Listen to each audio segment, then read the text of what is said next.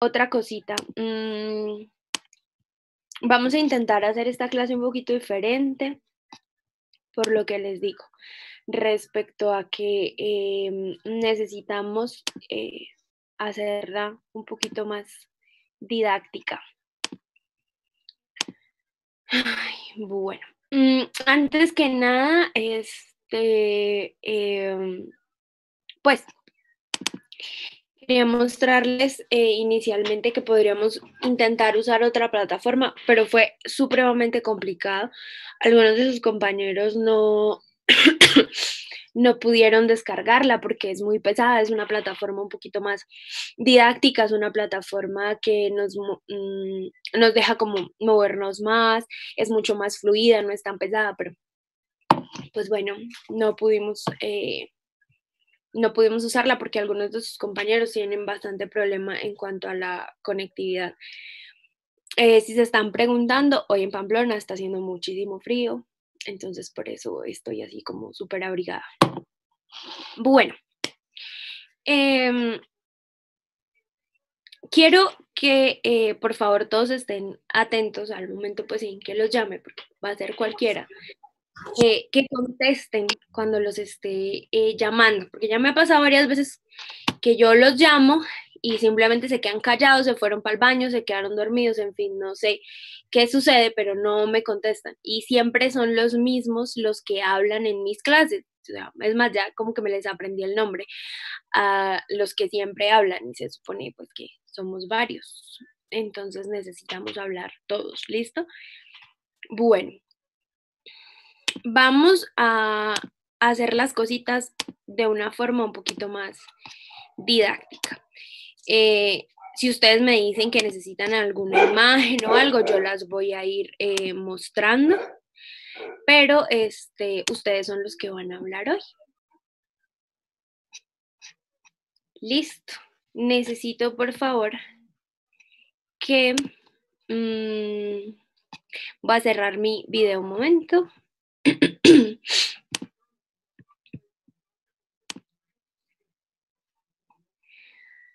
Alejandra Barbosa, léenos la primera pregunta del taller, por favor.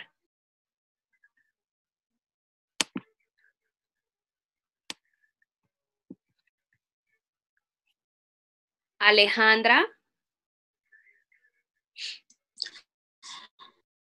Sí, aquí estoy, aquí estoy. Dime. Primera pregunta, ¿hacia qué día de gestación se implanta el embrión en el endometrio? Cuéntame, ¿hacia qué día? La implantación ocurre al final de la primera semana. Y cuéntanos un poquito cómo se da esa implantación. Pues las células del tropoblasto, pues que luego hacer la placenta, invaden el epitelio del estroma endometrial con ayuda de enzimas proteolíticas.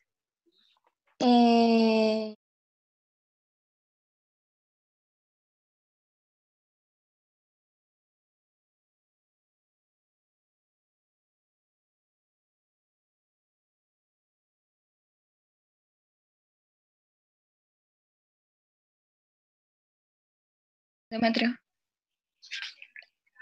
Día 6, 7. Y esas proteínas proteolíticas de las que tú hablabas, ¿qué es lo que hacen?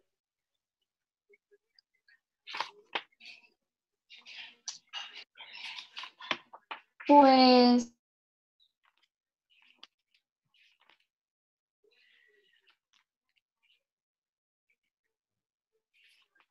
Dime.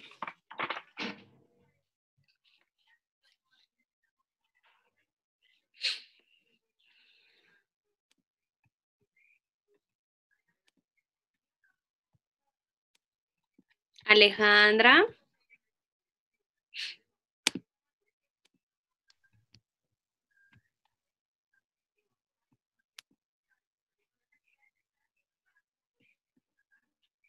¿Me regalan el número de teléfono de Alejandra, por favor? Si se entrecorta la llamada, yo la coloco acá en llamada y podemos mirar. Pues no tengo muy clara la función. Pues ahí la vamos aclarando, ve hablando. Sí. No, sí, solamente es que están haciendo algo en el jardín y pues estaba haciendo mucho ruido y me dio pena, pero sí, no tengo muy clara la función. ¿Quién le quiere ayudar? Si hablamos rápido, la clase fluye. Si nos detenemos, pues la clase no va a fluir mucho. Dime. Lo que entendí yo es que en el endometrio... Juan Carlos, hay... pégate un poquito al micrófono. Un momento. Entendido es que en el endometrio se va a ir juntando el blastocisto por Sí, por el sincitotrofoblasto, sí, que señor. eso se va adheriendo a la mucosa y pues la idea es que todo el blastocisto entre allí en el endometrio para que pues, se pueda implantar y el trofoblasto y el embrioblasto puedan empezar, como le digo, como a diferenciarse, a formar esas cavidades, que es la cavidad amniótica y el saco vitelino primitivo, primeramente.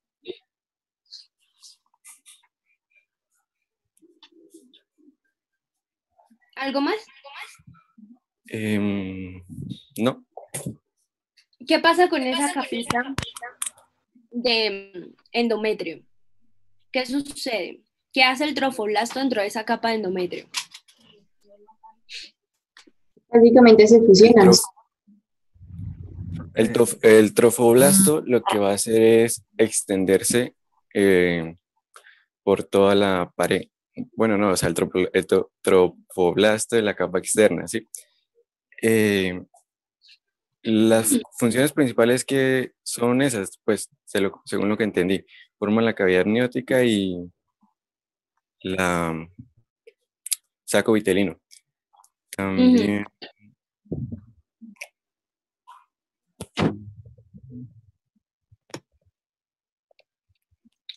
Entonces, el fin último de que nuestro embrión en desarrollo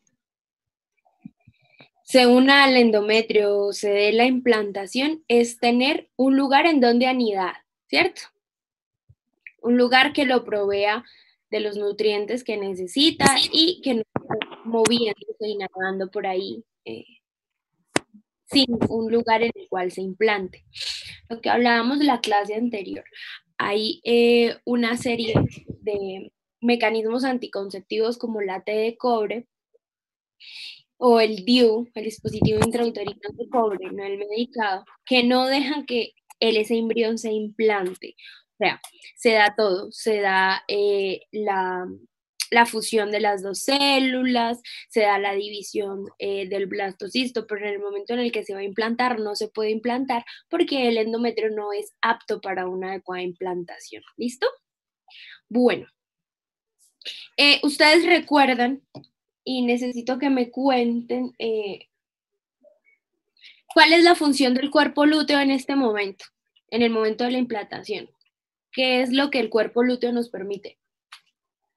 Ahí se está generando, genera las hormonas como progesterona, los estrógenos, para que no se vaya a desprender como tal el endometrio y así no, pues, como lo digo, se puede dar toda la fusión del blastocisto al interior del endometrio. O sea, como tal son los que permiten entrar como a la etapa de progestacional o secretoria, más o menos. O si es así, ¿no? Necesita que el cuerpo lúteo esté completamente activo bajo la influencia de la hormona luteinizante para producir progesterona. Recuerden que la progesterona es la que me mantiene adherido el embrión al endometrio. Si no hay suficiente progesterona, se produce un aborto. Generalmente son los abortos espontáneos. ¿Recuerdan lo que les decía? Muchas veces no es por una malformación o un daño en el desarrollo embrional, sino porque no hay suficiente progesterona. Entonces, ¿nosotros qué hacemos? Si hay sangrados en la primera etapa del embarazo, pues le damos a la paciente progesterona. para intentar mantener ese embrión pegadito ahí. Obviamente no tenemos forma de adivinar si ese embrión es apto o no es apto, solamente que si la persona nos dice que tiene 5 semanas, 5 semanas de gestación y presenta algún tipo de sangrado, pues lo que hacemos es darle progesterona, ¿ok? Bueno.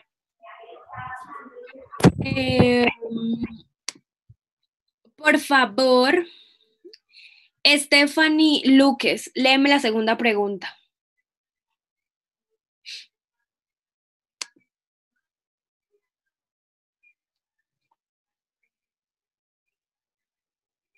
Stephanie.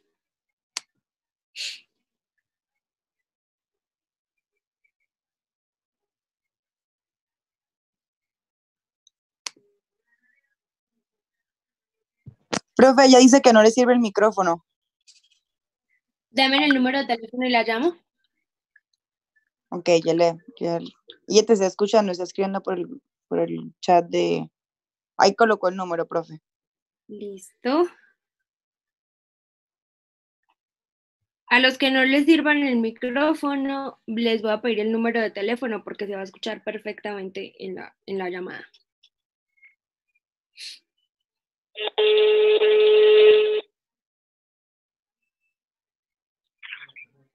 Hola, profe.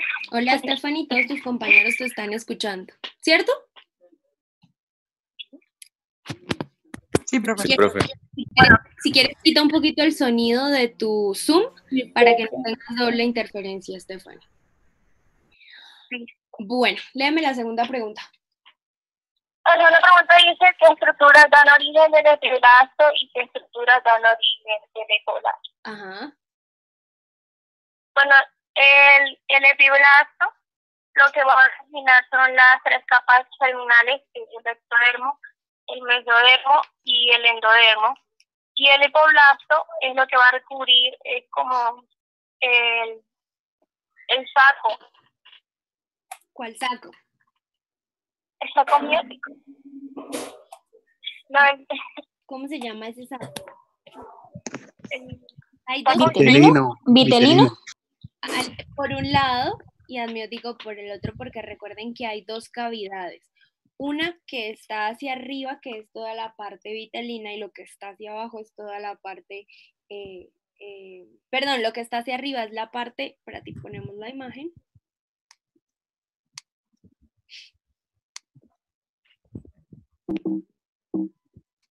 Lo que está hacia arriba es la cavidad amniótica y lo que viene a quedar hacia abajo es la cavidad vitelina o todo lo que tiene que ver con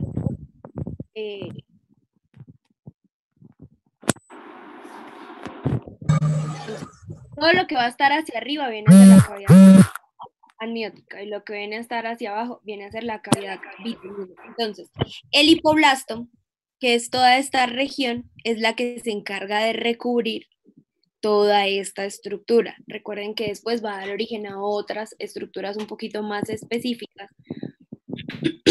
y más diferenciadas y un poquito más grandes, como lo es todo esto, la membrana exocelómica, y esa membrana exocelómica nos va a separar, por decirlo de alguna forma, el mesodermo extraembrionario explácnico, que va a estar unido a la membrana exocelómica, y el mesodermo extraembrionario somático, que va a estar unido al trofoblasto, y se van a empezar a crear todas estas vesículas o vacuolas en la cavidad extraembrionaria. Listo, entonces el hipoblasto, en fin último y en resumen, ¿a qué nos va a dar origen, Stephanie? el hipoblasto nos va a ayudar a que le dé una posición al embrión con el endodermo visceral anterior, Eva. ¿Alguien más quiere decir algo? ¿Cómo? ¿Alguien quiere complementar algo?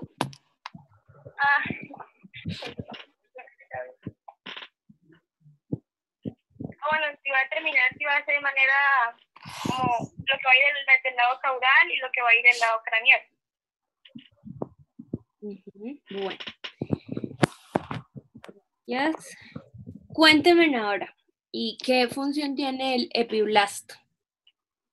Bueno, ¿qué función no? Sino qué células se van a derivar del epiblasto. Gracias, Profe, yo, Stephanie. profe, yo tengo una duda antes. Lo que pasa es que Señor. pues también ahí habla que el hipoblasto, cuando está en la gastrulación, las células del endodermo pues No hemos se llegado, intercalan. Ah, sí, bueno. no hemos Pero llegado a entonces, sino que, porque a veces lo llaman también como células del endodermo al hipoblasto, entonces no sé si es son que las son, mismas o las a ver, desplazan. no, a ver, ¿cómo les explico? Imagínense una galleta Oreo, ¿sí? Una galleta Oreo, la parte de abajo, como la donita de la galleta Oreo, la parte de abajo viene a ser lo que se va a comunicar con la cavidad exocelómica. Y ese pedacito de galleta del lado inferior viene siendo el hipoblasto. La crema hasta el momento, digamos que no existe, porque va a formarse más adelante, que va a ser la notocorda y todas las separaciones que de ahí se va a generar. Y la capita de arriba, la otra galletita de arriba, viene a ser el epiblasto. Lo que pasa es que una vez las células se empiezan a especializar y a diferenciar, se crean espacios entre la una y la otra, espacios virtuales, que luego van a formar cavidades o se van a llenar de líquido, pero las células del hipoblasto se van a empezar a separar de las células del endodermo. No es que una se vaya a convertir en la otra, sino que están tan juntas que se siguen dividiendo, pero siguen estando muy pegaditas, una sobre la otra. No sé si me haga entender. Sí, Es profe, como ya le cuando- entendí. No, lo que pasa es es- que yo digo es por esa parte, la foto que está ahí dice que células de endodermo, entonces pues eso me, me hacía pues dudar un poco de cómo era que se separaban, pero ya entendí, sí. Eso es como cuando en la tercera semana de desarrollo embrionario hagan de cuenta que es un sándwich que acaba de salir de la sanduchera. Si intenta separar las dos capas de pan y el queso y el jamón, no se puede. O sea, son diferentes, viene siendo pan, jamón y queso, pero no las puedes separar porque están supremamente unidas, pegaditas, juntas. Recuerden acá que tienen que diferenciar el mesodermo extraembrionario del mesodermo que se está desarrollando acá en el epiblasto, que es un mesodermo embrionario. ¿Listo? Profe, ese es el mesodermo esplácnico, que le llaman, o esplénico, algo así. No, a ver, lo que pasa es que el mesodermo se divide en dos, en mesodermo esplácnico y en mesodermo somático. Los dos son extraembrionarios. Entonces, más o menos hacia el día 12, que ya tenemos una diferenciación entre el epiblasto, hipoblasto, la cavidad exocelómica que va a dar espacio al saco vitelino, la cavidad amniótica, el mesodermo se engrosa. Miren acá. Ay, perdón.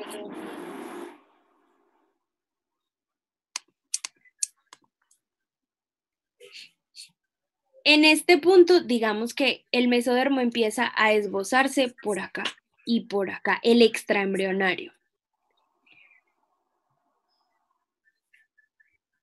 Pero acá ya el mesodermo salió completamente, el extraembrionario, que viene a ser toda esta capita rojita, rosadita, no sé de qué color la estén viendo ustedes allá. Y ese mesodermo, a medida que se va especializando, se divide en esplácnico. Esplácnico, que quiere decir que va a tener comunicación hacia la cavidad vitelina o hacia el saco vitelino. Y el mesodermo somático va a estar pegadito, va a estar unido al citotrofoblasto o al trofoblasto, ¿sí? Son el mismo mesodermo, pero uno tiene una capa hacia la cavidad vitelina y el otro tiene una capa hacia la cavidad del citotrofoblasto, que más adelante se va a hacer muchísimo más grande. Y miren que acá ya el mesodermo se dividió. El somático, quedó completamente pegadito al trofoblasto y el otro viajó pegadito a toda la cavidad o al saco vitelino. Y es más, ese mismo mesodermo extraembrionario me formó el pedículo de fijación que más adelante va a formar ¿el qué? El cordón umbilical. ¿Entendido hasta acá? Sí, señora. Sí, profe. Ok, bueno, ahora por acá veo a Gustavo Pinzón. Gustavo, háblame sin entrar en detalles aún de qué capas o qué divisiones se genera el epiblasto. Bueno, profe, en el epiblasto yo tengo entendido que, bueno, en su capa se va a formar lo que es como una invaginación.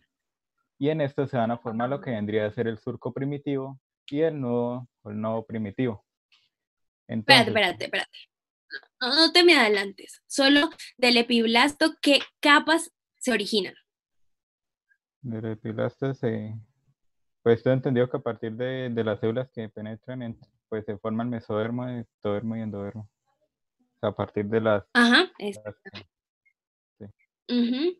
Ya hablamos ahorita un poquito del surco primitivo, del nodo primitivo, de la notocorda, de los somitas, de eso ya hablamos ahorita. Pero entonces tenemos que tener claro que del epiblasto se van a originar las 3 capas embrionarias más importantes que nos van a dar desarrollo a todo: huesos, cerebro, cara, oídos, ojos, absolutamente todo, que son el ectodermo, el mesodermo y el endodermo. ¿Listo? Yo quiero que hagan un ejercicio y es que se imaginen una tortilla, ¿sí? Una tortilla a la cual le van a agregar algún tipo de comida. Entonces, si ustedes cogen la tortilla en sus manos y hacen una figura cóncava, lo que queda dentro va a ser el ectodermo. Lo que queda en medio de la tortilla va a ser el mesodermo y lo que queda afuera, por decirlo de alguna forma, pero hacia la parte más inferior, va a ser el endodermo, que inicialmente el ectodermo va a estar expuesto, pero luego ese ectodermo se va a doblar como una tortilla, como si hiciéramos un burrito, para quedar hacia adentro y el resto de capas lo van a cubrir. Bueno, si quieren pongo ejemplo de otra cosa que no sea comida, pero es que siento que es la forma más fácil de que se ubiquen espacialmente en cómo se va a mover o cómo se van a doblar las capas. ¿Listo? Bueno, por favor, Gustavo, si quieres puedes seguir hablando y nos lees la siguiente pregunta. La siguiente pregunta vendría a ser, expliquen cortas Acércate un palabras. poquito al micrófono. La siguiente pregunta es, explique en cortas palabras qué hormonas son las que regulan el ciclo menstrual. Entonces, vendrían a ser 4 hormonas. La primera vendría a ser la hormona folículo estimulante. Esta lo que, pues como su nombre lo indica, ayuda a la formación y al desarrollo pues, de nuevos folículos. Y también ahí también se nombra la producción de otra hormona que viene a ser la segunda hormona, que vendría a ser la estrógeno, la hormona estrógena. Y esta también ayuda al desarrollo de folículos dentro de lo que vendrían a ser los ovarios. Y también ayuda pues a lo que vendría a ser el engrosamiento del endometrio. Bueno, vendría a ser el engrosamiento. La tercera vendría a ser la hormona luteinizante y la cuarta la progesterona. ¿Alguien le quiere ayudar? Democráticamente. Dime.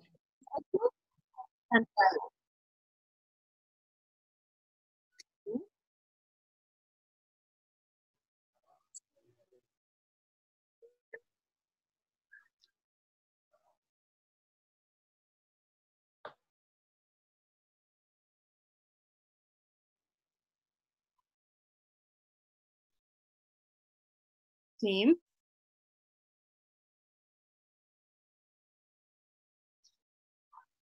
Ujú.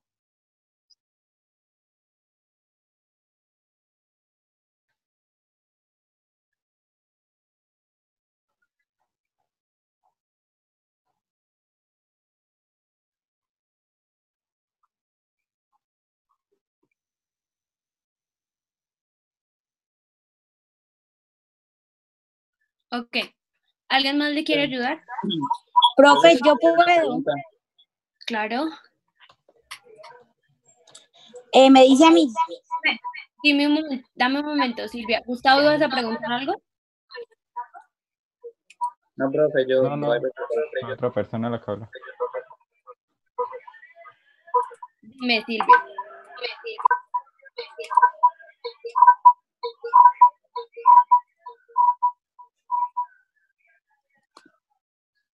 Silvia, tienes muchísimo retorno. Creo que le tienes que bajar un poquito de volumen para que puedas hablar. Profe, Señor, que yo tengo una pregunta. dime. Lo que pasa es que pues yo estaba charlando con una amiga y ella me dice que ella es un poco irregular en el tema menstrual. Entonces, que de hecho a veces se le demora como tal la menstruación aproximadamente de 3 a 4 meses. Entonces, yo pues leyendo esto me acordé del caso, pero en definitiva yo quisiera como hacerle la pregunta, es cuál es realmente la hormona que hace o que tiene la incidencia como tal para el inicio de la menstruación, la luteinizante o la foliculoestimulante, o las dos son vitales para el tema pues, del desarrollo de la menstruación.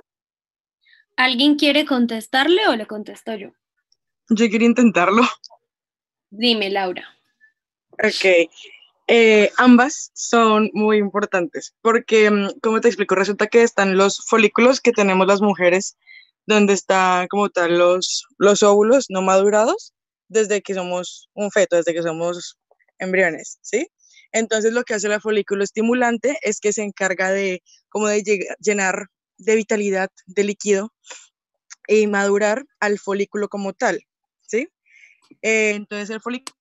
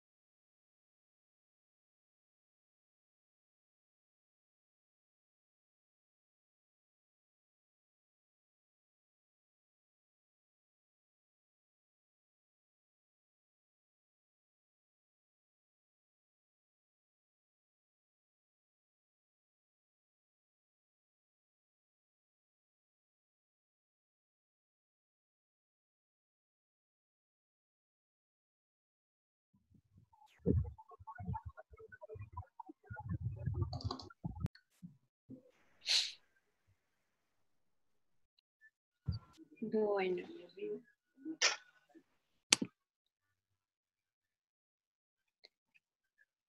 Laura. Profe, continúo con la explicación, espero que entren más personas. Faltan 10 personas. Ok. Entonces, ay, no sé pronunciar tu nombre, discúlpame. Doaiber, tú que estabas preguntando. Bueno, Laura ya nos dijo la primera parte y es así de sencillo. Si no están las dos, no funciona. Sencillamente el ciclo no se da porque las dos tienen que estar en equilibrio y tienen que funcionar. Entonces,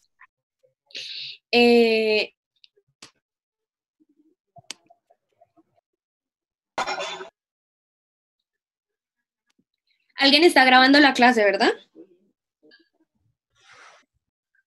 porque hay compañeros que tienen problemas de conectividad, entonces, para que por favor les pasen la clase a ellos. Bueno, entonces, sigue Laura. Ok, entonces, como te decía, la ¿Están FSH... viendo? Sí están viendo el libro, ¿verdad? Sí, señora. Bueno, entonces Sí, yo señora. voy a ser tu intérprete. Tú vas hablando y yo te voy señalando. ¿Listo, Laura? Ok, de acuerdo, vale. Entonces, la FSH es literalmente la hormona folículo estimulante, porque eso es lo que hace crecer y madurar al folículo. Entonces, un folículo que estaba pues como en pausa, quieto, empieza a crecer y a madurar. En la menstruación, o bueno, en el ciclo de la menstruación, se llegan a madurar entre 15 a 20 de estos folículos. Sin embargo, solo uno es apto, por decirlo así, para continuar con este ciclo de ovulación. Cuando el folículo ya está completamente madurado, entonces llega un pico muy alto de la hormona luteinizante. Luteinizante, perdón. Esta hormona lo que hace es continuar el crecimiento ovulatorio. Ya vamos a salir de la fase de diproteno. ¿Sí? Rafa, ¿me corriges? Sí. Ok, vamos a como a continuar con la meiosis y a terminar de madurar a este ovocito que está. Dime. La maduración, o bueno, toda esta fase termina en el momento en el que es fecundado, o sea, se rompe y entra el espermatozoide. En esta parte él todavía está madurando, pero no está completo. Ok, vale. Pues entonces ella hace una maduración para llevarlo hasta hacer un ovocito secundario. Sí, ahí sí. Y la luteinizante induce como tal. Que se me olvide. Luteinizante es porque va a hacer que el cuerpo lúteo se madure y luteinizante o cuerpo lúteo viene de cuerpo amarillo, para que no se les olvide y no se confundan nunca. Este ciclo hormonal, por decirlo de alguna forma, este ciclo menstrual, ustedes lo van a ver toda la vida, en donde estén en gineco, estén en endocrinología, estén en la asignatura clínica que quieran, así que lo deben tener supremamente clarito, ¿ok? Bueno, así, sigue. Vale, entonces la hormona va a inducir la ovulación, entonces ella va a generar que el ovocito secundario que está dentro del ovario, del folículo, salga y empiece, bueno, espera si es fecundado o no, y si no es fecundado, pues sale como la menstruación normal, y si es fecundado, pues ya sabemos qué ocurre. Entonces, perdóname. Doaiber. ¿Clara la respuesta? Pero Profe, profesora, yo quiero en este caso, perdón, sí. Yo quiero como agregar algo acerca del ciclo menstrual. No siempre tiene que ser hormonal el problema por el cual hayan retrasos. Por ejemplo, muchas veces se da la amenorrea porque tal vez tu amiga o las mujeres en general tienen un muy bajo peso en comparación a lo que deberían tener. Entonces el cuerpo prioriza no sangrar, igual que las personas anémicas. Las personas anémicas, como el cuerpo prioriza no perder sangre, empieza a haber amenorrea. Entonces no tiene que ser necesariamente hormonal lo que le ocurra a tu amiga, sino que también puede ser por diferentes factores. Primero que todo, cuando hay amenorrea, lo primero que se piensa es en embarazo. Si no hay embarazo, igual todas te van a decir que no tienen vida sexual activa. Igual a nadie se le cree, o sea, a todo el mundo que tiene amenorrea, siempre se le hace prueba de embarazo. Si la prueba de embarazo es negativa, que muchas veces sale negativa hasta los 16 semanas, porque he tenido pacientes así, empezamos a mirar cosas hormonales. Entonces pedimos pools de FSH y de LH y además pedimos pools de TSH. Le decimos a nuestras pacientes que nos digan más o menos en qué día del ciclo menstrual se tomaron los exámenes para saber qué debemos tener más alta, si la FSH o la LH. ¿Listo?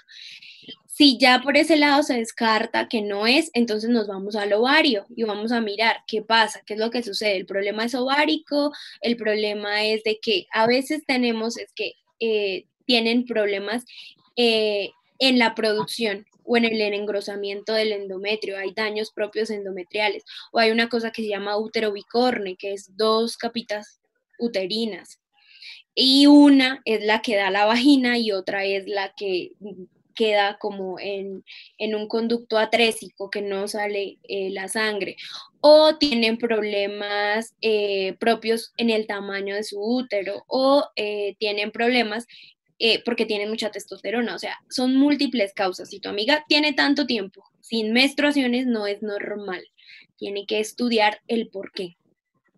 Tiene que verlo un ginecólogo y hay que saber por qué. Generalmente es algo arriba, es algo en la hipófisis que generalmente se daña. Entonces, para que se dé el ciclo menstrual necesitamos FSH y LH. Y antes de eso necesitamos que el hipotálamo funcione, que es el que nos secreta la hormona estimuladora de gonadotropina. ¿Listo? Profe, Señora.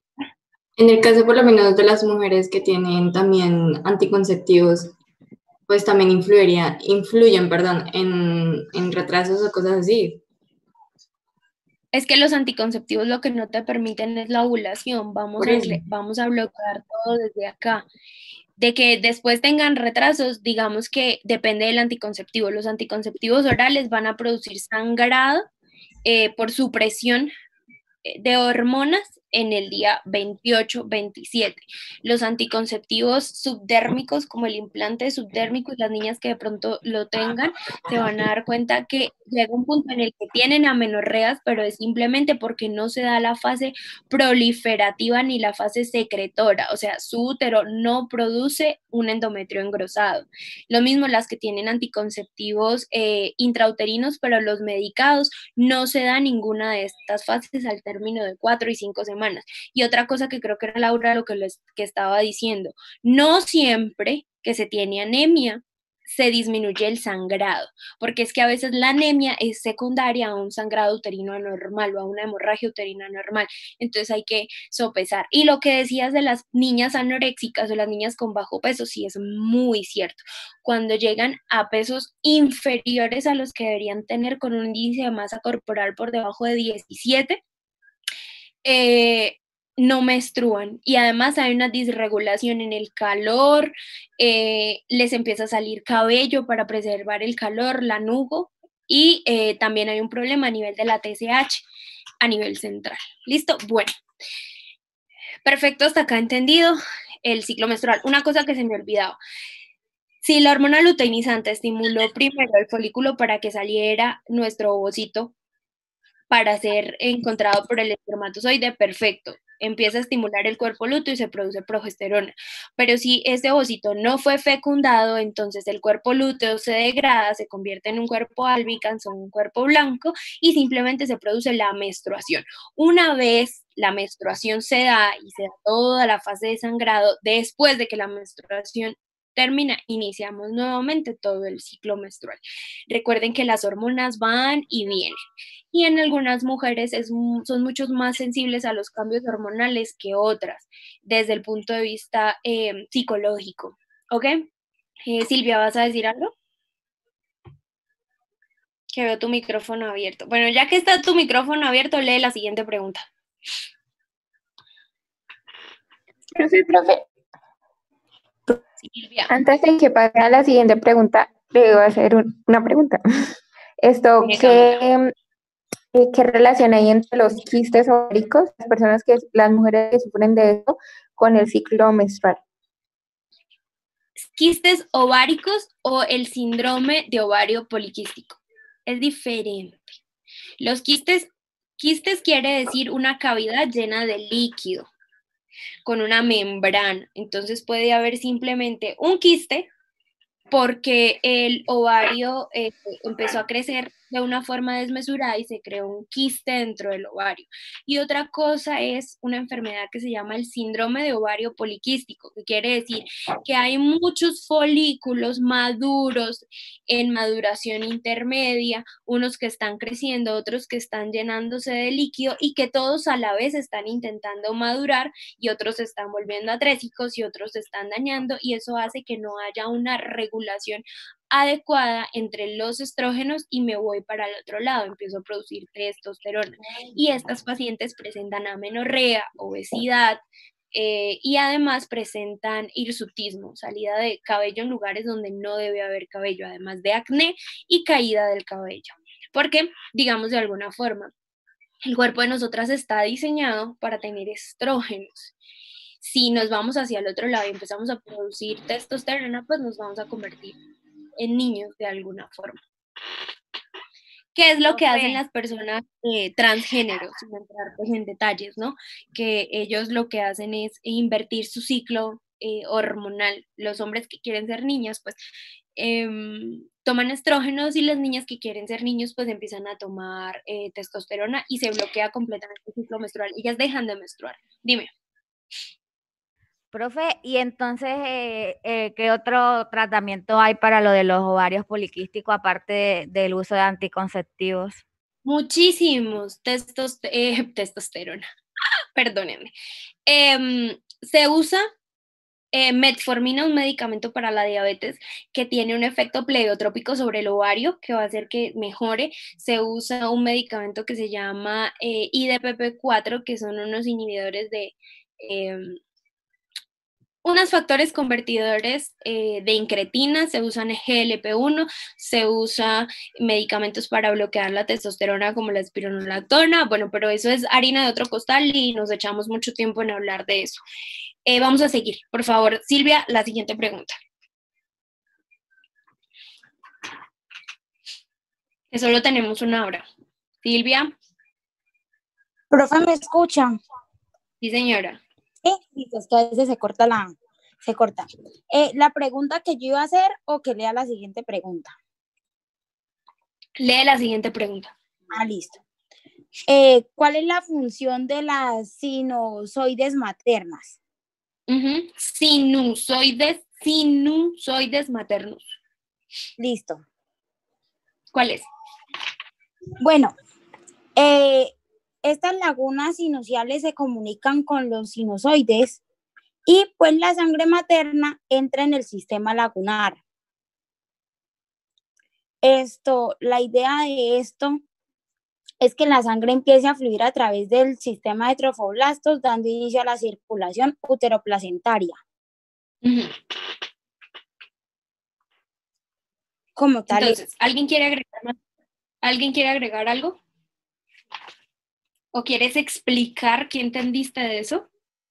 Claro, profe, ya le comento. Hay una imagen exactamente para eso. ¿La podría poner, por favor? Creo que es la 4.4. Voy porque esto se pone lento. Ahí. Listo.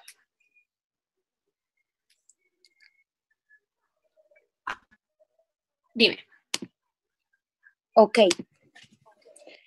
Como en la imagen se puede ver, tenemos las lagunas trofoblásticas, pues de color rojito, que están pues entre el sistema verde. ¿Sistema verde? Bueno, ¿cómo se llama ese sistema verde? No, qué pena el nombre. Qué pena el nombre, por favor, ahorita no lo tengo presente. Espera. Mira, acá tiene el nombre. Citotrofoblasto y sincitiotrofoblasto. Sí, profe, no lo veo, qué pena. Bueno, les comienzo entonces a explicar. Se empiezan a ver esos espacios donde va a empezar a entrar estas sinusoides maternas para, pues, llenar estas lagunitas y que le llegue a la implantación como tal. La sangre que va a empezar a fluir a través de este sistema que les estaba comentando.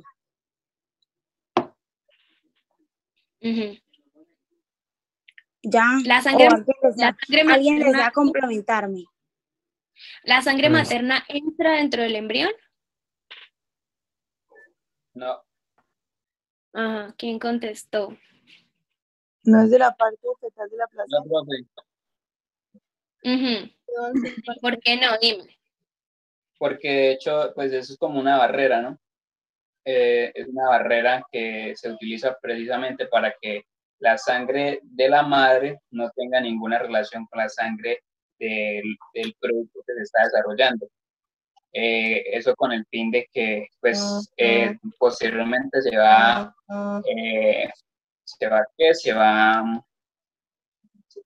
a crear algo que es el cordón umbilical, que es el método por el cual se va a transmitir los alimentos, los nutrientes necesarios para que exista un ecosistema viable para la formación del feto.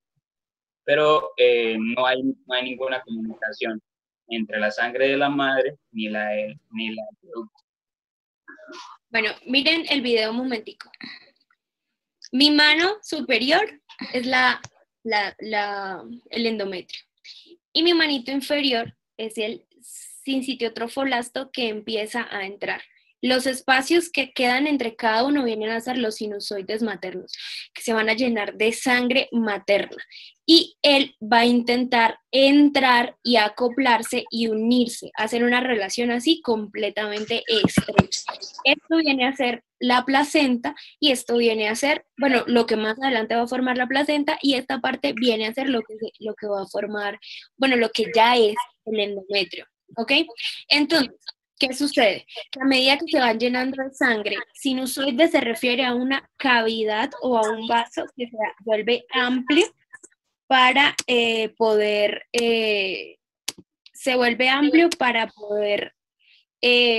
llenarse y capacitarse para que el sincitiotrofoblasto empiece a formar las uniones completamente estrechas que se van a dar entre los dos. Entonces, los sinusoides maternos simplemente es un vaso que se vuelve amplio, se llena de sangre y que se va a meter dentro de las lagunas del sincitiotrofoblasto, de la laguna sinusoidal, para aportarle oxígeno, cloro, sodio, potasio, aminoácidos, lo que necesite el embrión para empezar a unirse y a desarrollarse. Y mira que en este punto, lo que les decía hace 8 días, va a entrar completamente dentro del endometrio y se va a cerrar, se va a sellar. Recuerden, siempre lo deben tener presente, la sangre materna nunca se va a mezclar con el feto, con el embrión, con el producto, como lo queramos llamar. En este momento no es feto, llamémoslo en el desarrollo embrionario, jamás se va a mezclar. Y tengan presente que en este punto no hay sangre, no hay vasos sanguíneos, todavía no tenemos células sanguíneas, sino simplemente toda esta sangre materna me aporta lo que yo necesite, electrolitos, carbohidratos o lo que necesite para dividirme y para desarrollarme, ¿ok? Bueno. Nicolás Niño Caicedo, por favor, léeme la siguiente pregunta.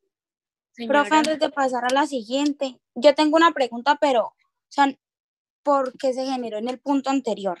Y que con la inquietud. ¿Es posible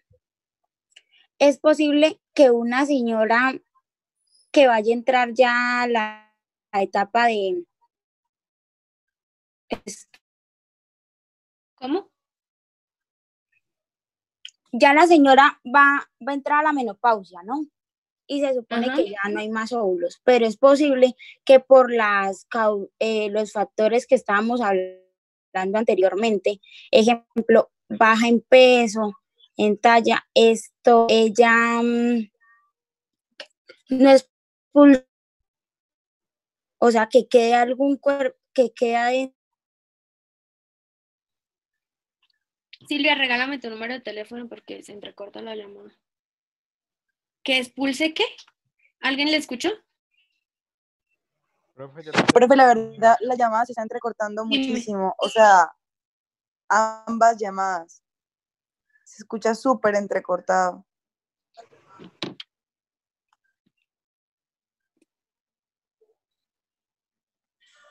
La pregunta de ella fue que si O sea, hay factores que pueden llevar a que una mujer no le dé la menopausia, que no empiece a... No, ella no dijo No, eso. Ella lo que dijo es que si era posible que una mujer que ha llegado a la menopausia quede con algún óvulo que no ha sido expulsado. Bueno, eso fue lo que ella escribió por el chat.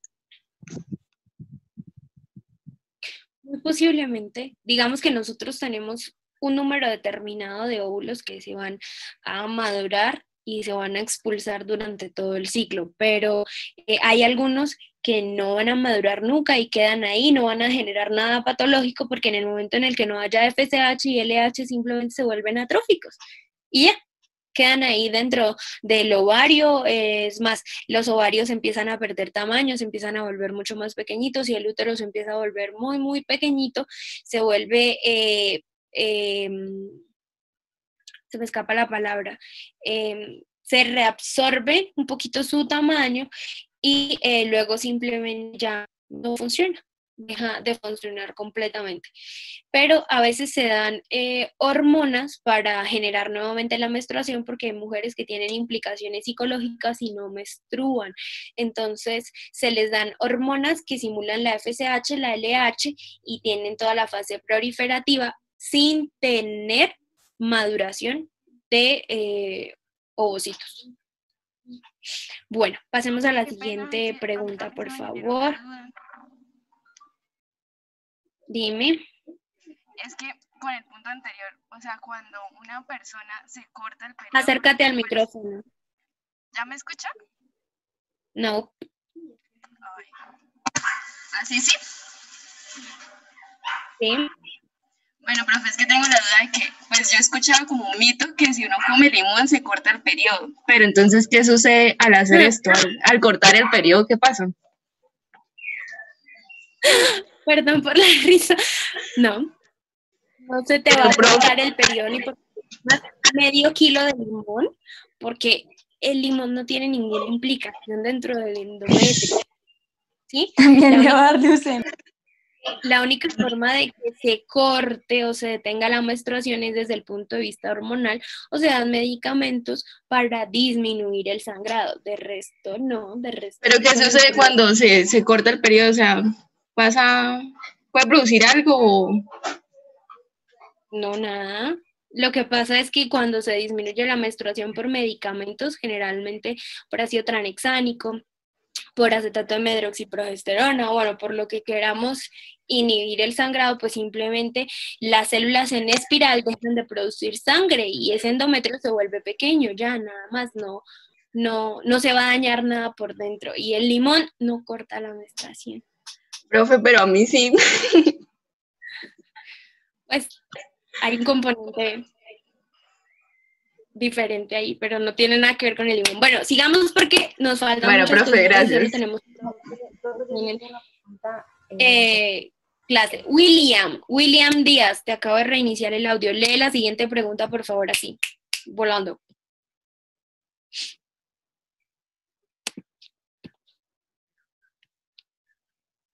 William se quedaría dormido.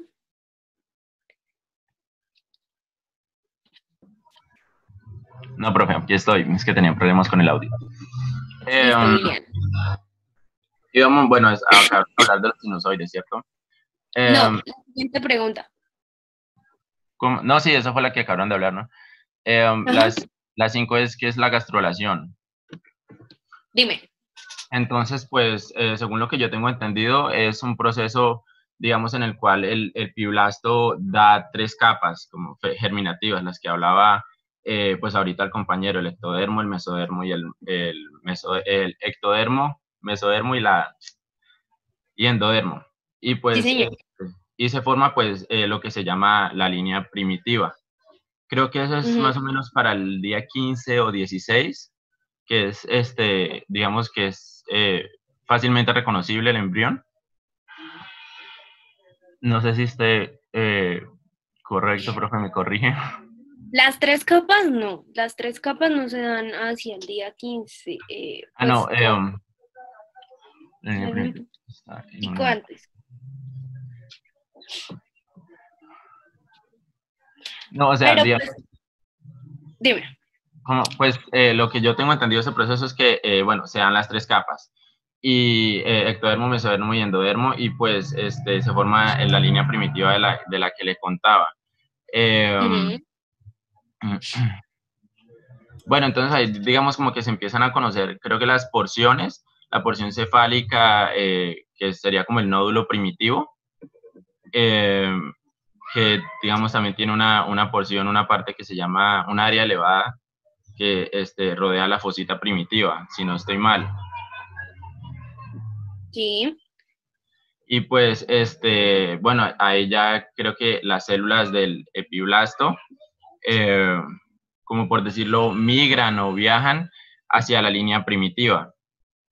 Y después, digamos, se desprenden por debajo pues, de esta línea. Y esto, pues, bueno, creo que el nombre de este proceso es invaginación, el proceso de que le acabé de mencionar, de que las células viajan, migran hacia la línea primitiva desprendiéndose por debajo. Si no estoy mal, me corrige. ¿Alguien quiere decir algo? Yo que hace poquito estaba hablando de eso, de que lo que Ahora sí. vendría a ser la gastrulación, pues se hace como una invaginación. En lo que vendría a ser el epiblasto se crea el surco primitivo y el nodo primitivo, y empiezan como a transcurrir a partir de estas unas células, y son las células que están por debajo del epiblasto. Tengo entendido que es del amnios, si no estoy mal, del amnios, y ya a partir de lo que vendría a ser el surco se puede ver la parte craneal o rostral, y también la parte caudal. A partir de la invaginación y las células que transcurren a partir de lo que vendría a ser el surco primitivo, se van a poder diferenciar las diferentes capas que vendrían a ser el ectodermo, mesodermo y endodermo. También estaba leyendo de lo que decía el libro, es que eso está regulado a partir de los fibroblastos 8, si no estoy mal. Y es que estas ayudan que un factor de crecimiento de fibroblastos, que ayuda que mediante la caderina, la decaderina, que ayuda a lo que vendría a ser la unión entre célula a célula, haya como una disminución, se forme un espacio que es por donde van a transcurrir lo que vendrían a ser las células. Entonces hay una disminución de la decaderina, se forma la invaginación y por ahí van a pasar las células. Y ya eso es lo que tengo entendido de lo que vendría a ser la gastrulación. ¿Alguien quiere decir algo más? Yo.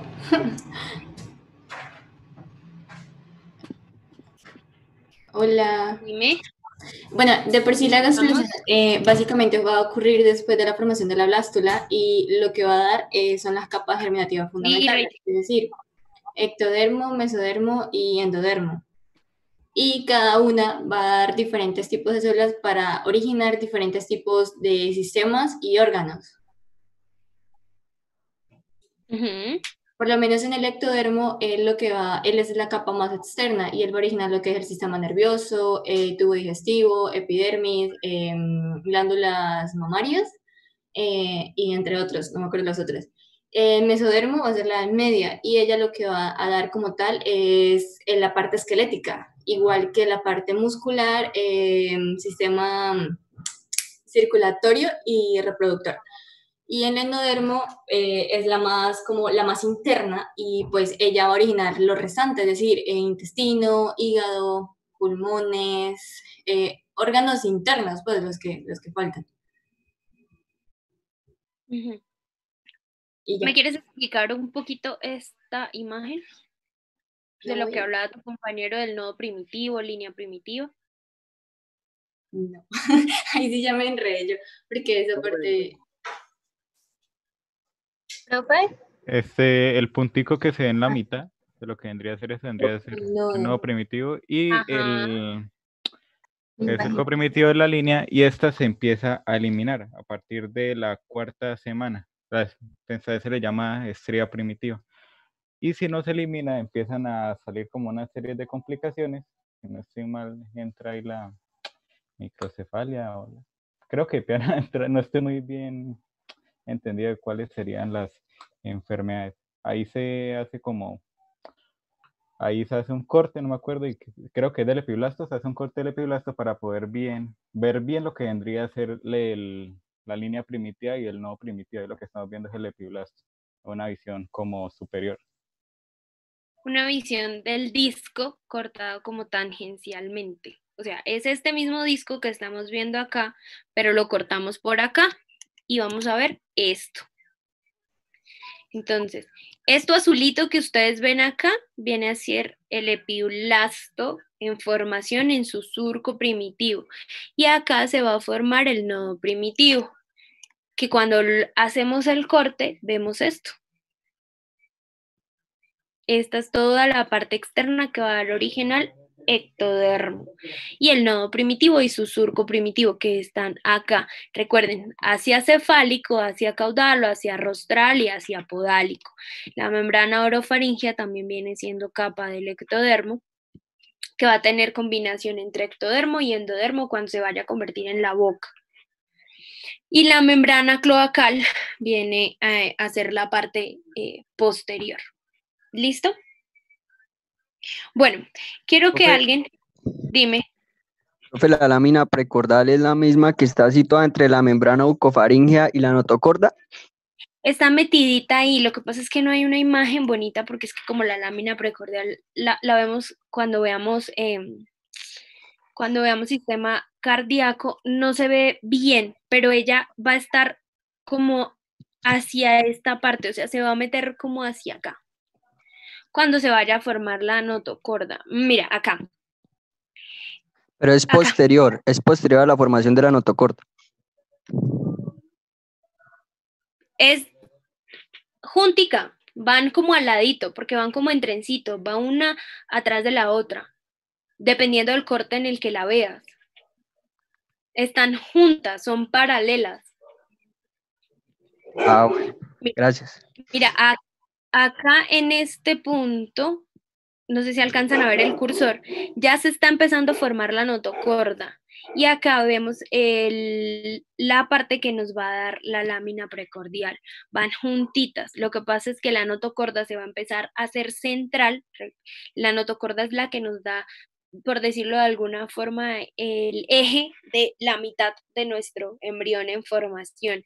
Entonces va a ir transcurriendo por toda la mitad como una especie de tubo que va hacia el centro, que va a estar rodeado del mesodermo que se invagina extraembrionario, la notocorda, y acá vemos todo el epiblasto y la parte en formación, perdón, de acá, del ectodermo, parte del mesodermo y parte del endodermo, y la notocorda va a ir en el centro como un tubo, como un canal, por decirlo de alguna forma. Listo, profe, gracias.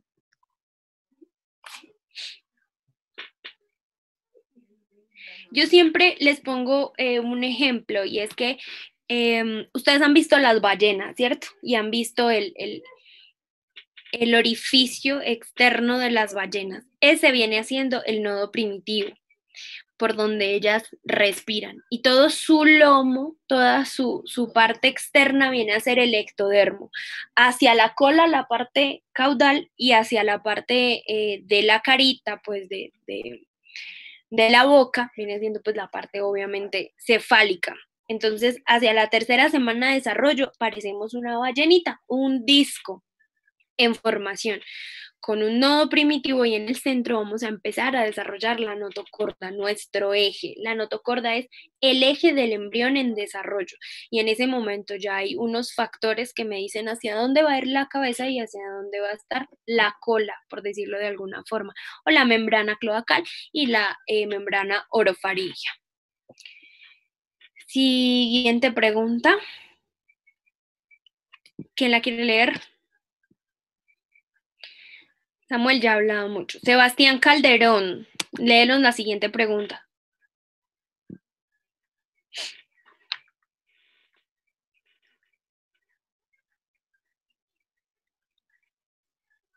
Sebastián. ¿Me escucha? Sí, señor. ¿Qué es la notocorda? Es la sexta. Sí, dime, ¿qué es? Bueno, que yo dije como la mitad, pero ¿qué es la notocorda? Pues como usted ya lo venía diciendo, es el eje central de nuestro cuerpo en el embrión y Ujú. este va a ser sumamente importante en el desarrollo embrionario. Sí. ¿De qué célula se deriva la notocorda?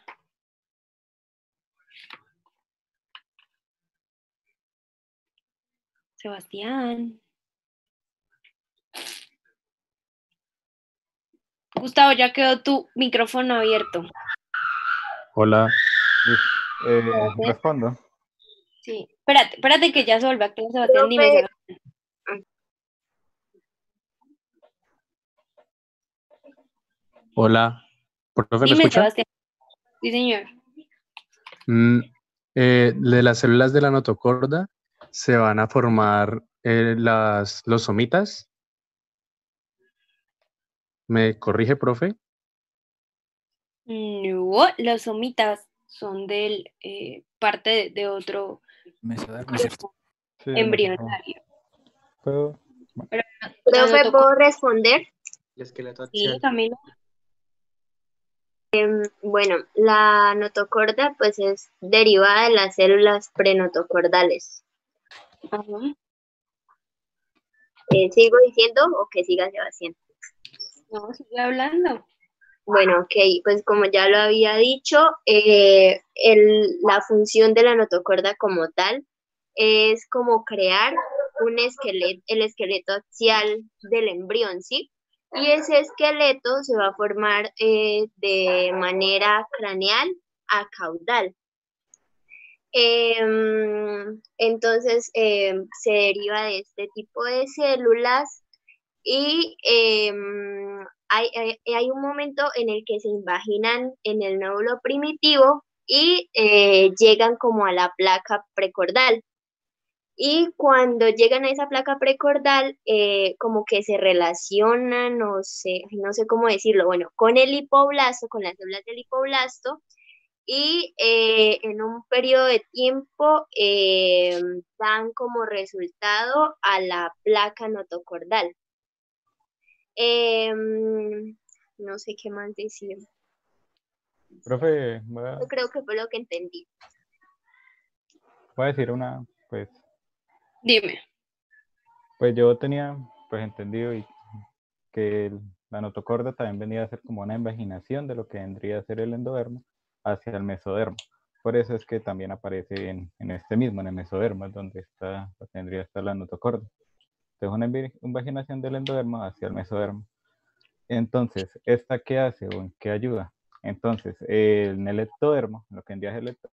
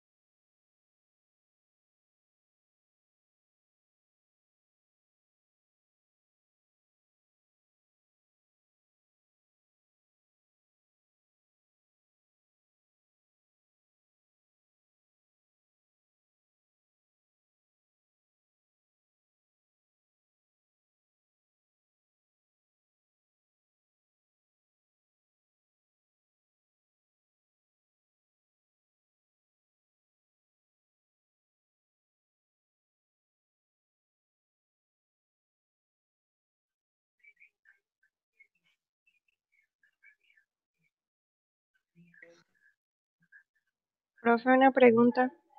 Señora. Cada vez que entremos tenemos que volver a escribir el nombre completo. No, porque yo ya sé cuántos entraron la primera vez. Ah, bueno, listo. Igual queda grabado quiénes entraron. profe, sigo diciendo. Sí, señor.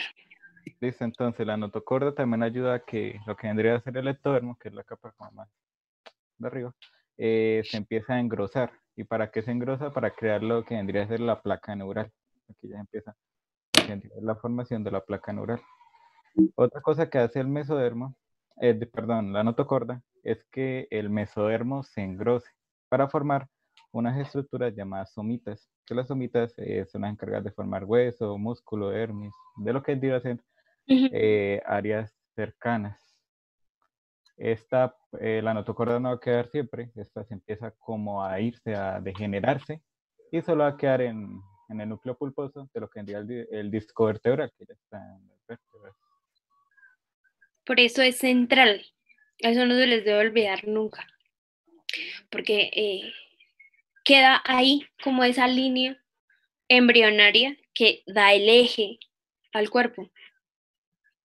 En pocas palabras, profe, la notocorda es como lo que genera el cerebro. No. Que habla acerca de... No. El cerebro se deriva directamente del ectodermo. La notocorda lo que me da es el eje por el cual vamos a mover ectodermo, mesodermo y endodermo, hacia donde se van a dirigir, más que todo mesodermo y ectodermo. Cómo se van a mover es nuestro eje. Pero directamente el cerebro se va a derivar del ectodermo. Entonces, creo que la siguiente pregunta es, ¿de qué estructuras se derivan del ectodermo, cierto?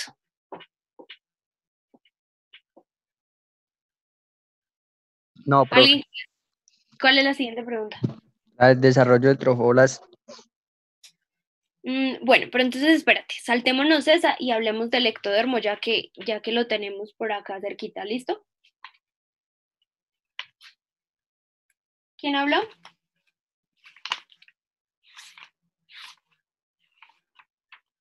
Yo, profe. ¿Quién es yo? Es que no estoy viendo Edgar. Edgar.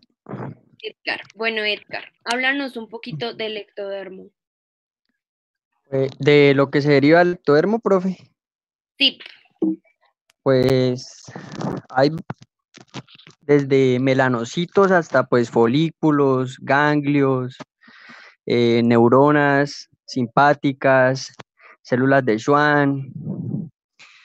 ¿Qué más?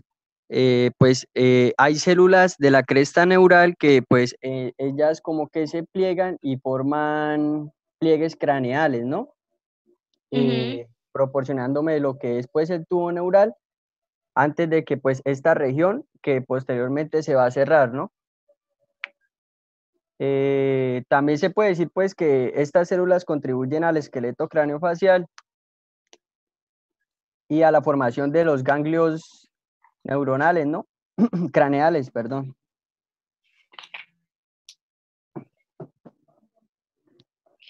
A los ganglios de la raíz dorsal, a los ganglios espinales, a los nervios, a todas las fibras nerviosas. Y hay algo supremamente importante, que es que el ectodermo tiene un órgano o una parte de un órgano intraabdominal supremamente importante. Quiero que me digan cuál es, porque ahí la nombran.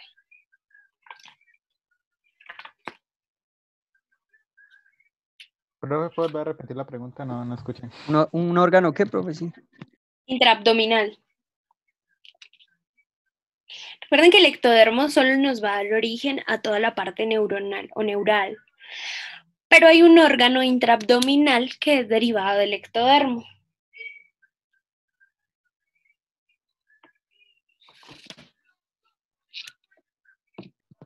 Cuando se refiere a cavidad intraabdominal es cavidad abdominopélvica, ¿cierto?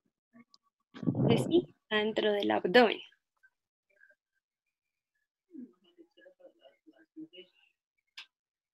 Quien lo conteste tiene 0.25 en el parcial.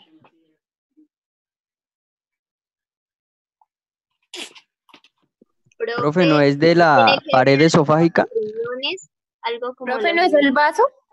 Es el inicio y el final del No digestivo. adivinen. Quien tenga la respuesta habla, no empiecen a adivinar. ¿Podría repetir la pregunta, profe? Ahora sí, todos interesados por el 0.25 del parcial. Tienen 30 segundos para responderla. Hay un órgano. Profe, Espere, que repita. usted me hizo la pregunta a mí y quiere, pues yo la respondo. ¿Sí? yo diría que es el intestino. Pues mal, tienes menos 0.25 en el parcial. Profe, ¿cuál era la pregunta? No adivinen, no adivinen. Profe, Vuelvo a repite repetir. la pregunta.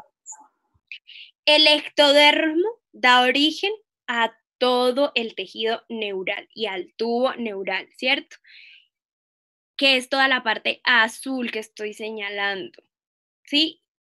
Que se va a recubrir luego por los somitas.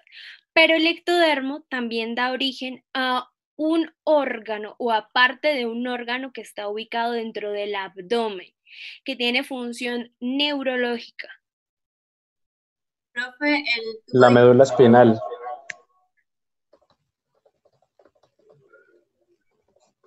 la médula suprarrenal. ¿Quién dijo eso? No, la médula espinal. ¿Quién habló? Yo, Adriana Becerra. Adriana tiene 0.25 en el parcial. Profe, fui yo, Sebastián. No, pero yo dije médula Médula suprarrenal. ¿Cómo lo dijo Sebastián? No. Santiago dijo Ah, ¿era la médula suprarrenal? espinal, es médula suprarrenal. Profe, yo se lo había dicho. ¿Cuándo? Yo no escuché. Profe, yo lo dije ayer. Sí, yo también lo dije, profe. ¿Cuándo? ¿Quién? Cuando que era algo de las células neurosecretoras de las glándulas suprarrenales, algo de los riñones. ¿Por qué no la contestaron cuando pregunté? Ay, profe, yo se lo había dicho. A ver, profe, otra vez, entonces. Pero eso es como cuando a ti te piden un beso. Entonces vale el primero, no, tu novia te pide besos durante toda la carrera, pues Profe, pero el primero es el más importante. Profe, cuando usted preguntó al principio, yo le dije después de las células de Schwann. Yo dije células de la médula suprarrenal. Cancele ese punto. No sean abejas. ¿Y dónde están las suprarrenales? Porque se confunden cuando digo intraabdominal. ¿Dónde quedan los riñones? No, profe, era el punto de la compañera. Profe, vuelva a sortear, please. Bueno, a ver, entonces, sigamos hablando de ectodermo. ¿Quién está hablando? Está hablando con que Sebastián.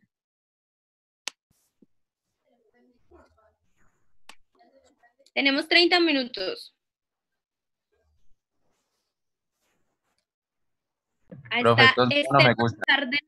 Activo. Esteban, ¿por qué les da miedo cuando les digo el nombre? Esteban Cárdenas, por favor, Sí, activa profe, tu micrófono. dígame, profe.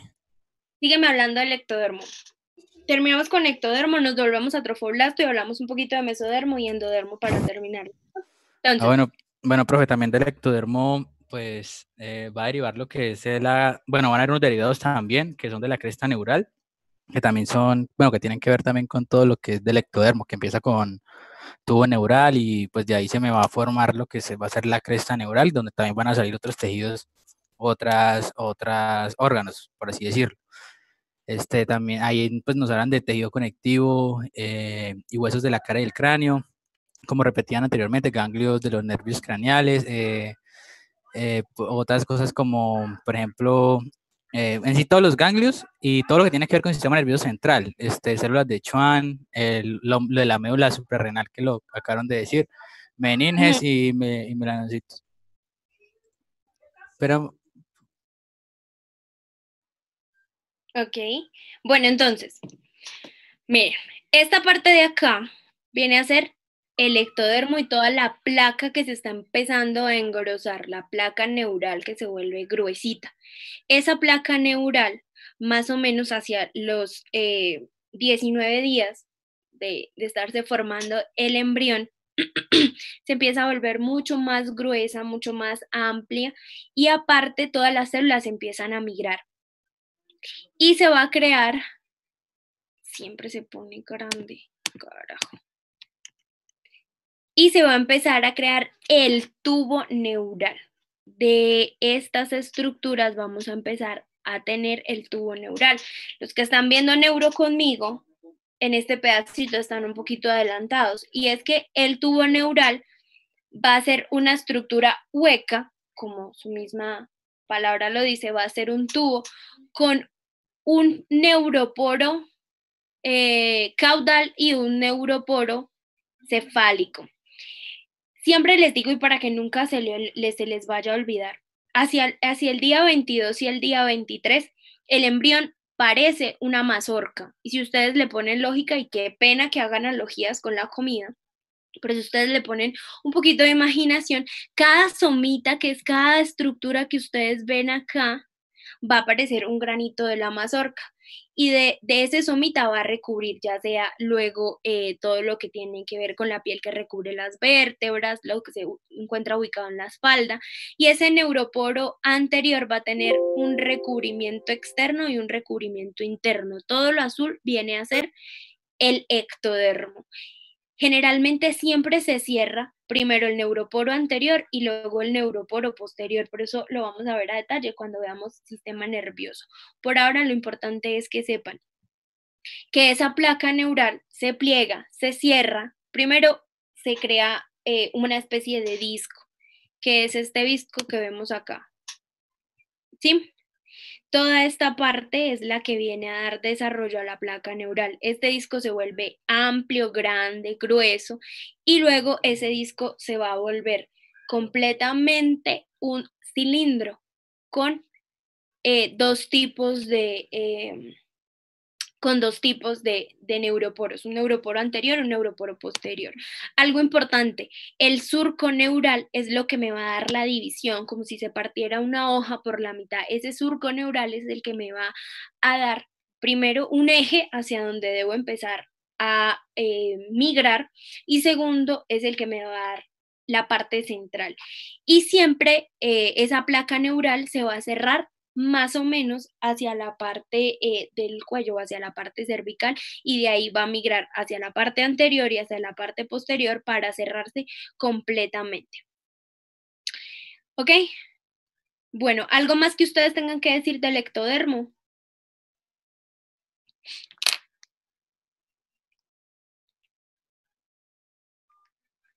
Muchachos, se quedaron en silencio. A ver. Un bono y hablando. Señor. Una pregunta. Dime, Andrés. Es que yo he escuchado que cuando hay defectos no, creo que es del tubo, se produce lo que es las vértebras bífidas, Espina bífida. de espina bífida. Entonces que ahí está la mielingocele y esfingomielingocele. Mielingocele, mielomeningocele y muchas otras estructuras, ya sea con derivación completa, de que no hay un cierre completo o hay un cierre parcial. Una pregunta, por eso es que recomiendan el ácido fólico desde los 3 meses antes y durante el embarazo, para eso. Sí, también he escuchado eso. Sí, señor, eso lo dijimos, creo que fue la primera clase. Profe, ¿podrías colocar una imagen ahí del tubo neural? Es que como que no me ubico todavía. Mira. Profe, cuando el tubo neural queda, hay muchas enfermedades relacionadas con el tubo neural, ¿no? Sí, señora. Espina bífida, meningocele, mielomeningocele, depende si solo compromete la médula, si solo compromete las meninges, si no hay una migración adecuada de la médula, pues varias patologías. Y hay otra que es en la que simplemente la piel no se cierra y queda al descubierto. Generalmente los bebés con mucho pelito en esa zona lumbar, uno siempre sospecha de espina bífida. Edgar era el que estaba hablando. ¿Quién era el que estaba hablando? ¿Cuál imagen exactamente quieres ver? Este es el tubo neural en formación. Esa, profe, sí. Como la imagen superior, y acá vemos la imagen lateral. con su neuroporo posterior, neuroporo anterior y las somitas en formación. Miren que el borde amniótico va a intentar recubrir todo el esbozo del embrión y esta va hacia la siguiente parte, que es hacia toda la cavidad vitelina. Y ese cierre del tubo neural se da en dirección craneal y en dirección caudal. O sea, no comienza como de craneal a caudal, sino que comienza del centro a la periferia. Exactamente, inicia en el centro, pero siempre se cierra primero el anterior y luego el posterior. Ok, listo. Inicia en la mitad, inicia acá, mira dónde inicia. A las somitas, digámoslo de alguna forma, cervicales o de la porción cervical, y se va a empezar a cerrar hacia caudal, hacia cefálico y luego hacia caudal. Listo, profe. Bueno, ¿algo más del ectodermo que tengamos que resaltar?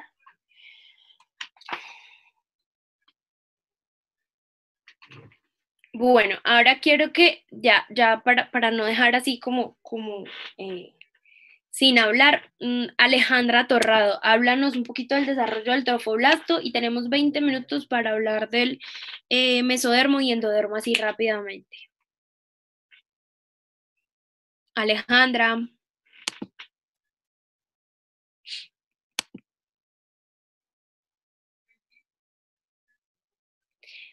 Las personas que no activan el micrófono, no sé si es que no me escuchan o no están en clases. Alejandra Torrado.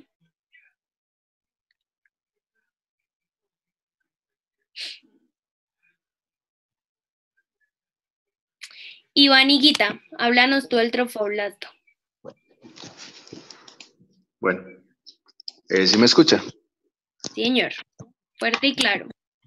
Bueno, esa es la pregunta que 7. Sí. Bueno, dice que pues cuando ya la mórula entra en la cavidad uterina, entonces empieza a penetrar un líquido en los espacios intercelulares, en la masa celular interna. Y pues aparece una cavidad después de eso, que se llama el blastocele.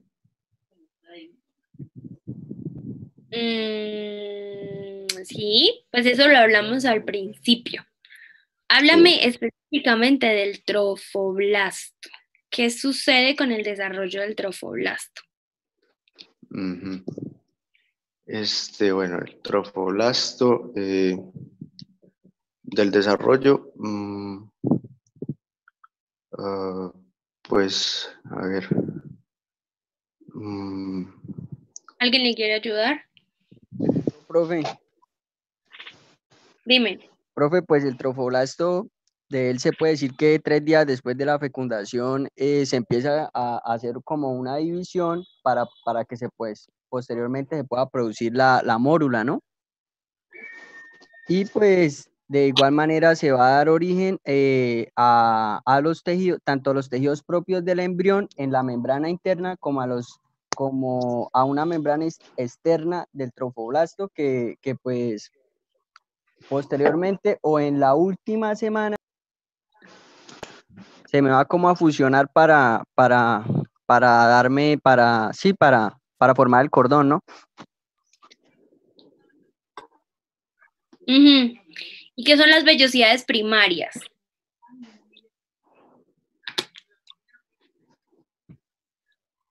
Edgar Dayan. Ya, profe, déjeme leer que me corchó. ¿Alguien le quiere ayudar? Iván, ¿quieres decir algo? Pues, ahí está, lo tengo en la pantalla, o sea, pueden mirar. Sí. Solo estoy leyendo que dice que al inicio de la tercera semana, pues que el trofoblasto se caracteriza por la presencia de vellosidades primarias, que están constituidas por un núcleo trofoblástico cubierto por una capa sincitial. Entonces, o sea, que después estos huequitos que estoy señalando acá. No sé si alcanzan a ver que muevo el cursor. Entonces, estos sinusoides o toda esta parte hacen parte del sincitio trofoblasto o de la parte sincitial del trofoblasto. Profe, la función de él es... ¿Cuál es la Dime, principal función de él? ¿de qué? ¿Del De las, trofoblasto? de las vellosidades, microvellosidades. Formar como tal el sistema de comunicación entre el endometrio y el embrión, porque de ahí empieza a formarse. El citotrofoblasto empieza a crear un tubo porque empieza a llenarse y a invaginarse también el mesodermo extraembrionario que se va a ir metiendo acá poco a poco. Miren, o sea, Sí.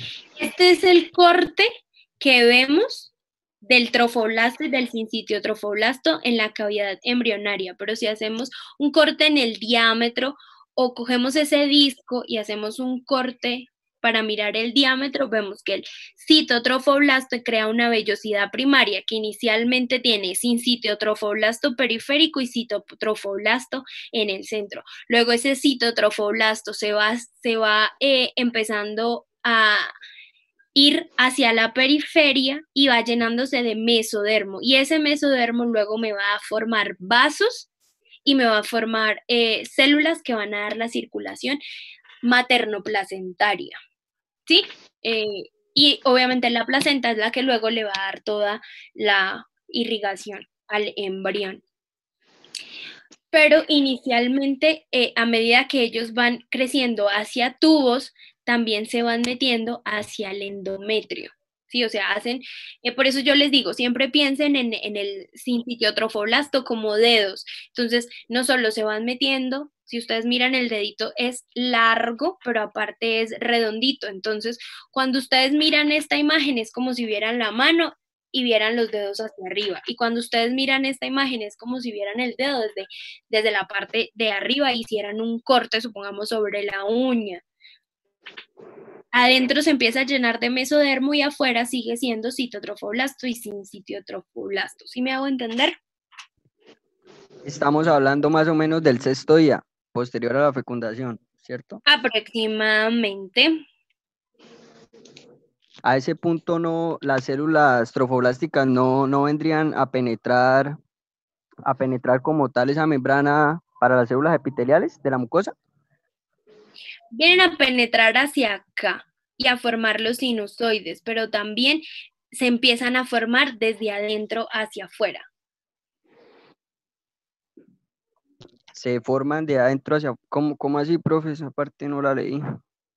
O sea, tenemos claro que hacia el 13 día de gestación tenemos esto, ¿sí? Si alcanzan a ver la imagen.